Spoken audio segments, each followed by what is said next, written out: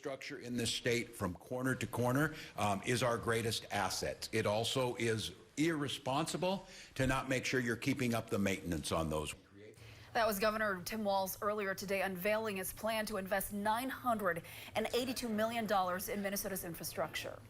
His main priorities in the plan focuses on improving clean water projects, public safety, transportation, housing, and state preservation. And Northern News Now's Cara Kopp is in studio tonight. Cara, still a lot of questions about what that means for our part of the state.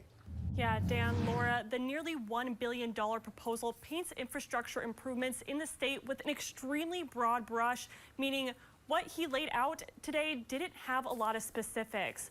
What we do know is Walz's proposal includes $215 million for water and transportation projects, $97 million for housing and environment projects, and about $142 million for public safety.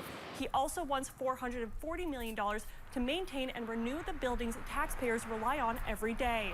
Although there was no specific reference to Duluth infrastructure improvements, Walz plans recommends $3 million go to the Port Development Assistance Program, which supports the infrastructure needs of publicly owned ports on the Great Lakes and inland river navigation systems.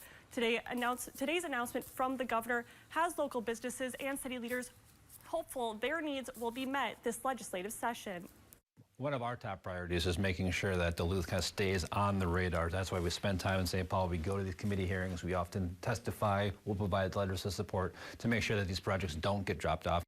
The city of Duluth requested $67 million from the state with needs including a new and improved air traffic control tower at the airport, deck improvements, and more.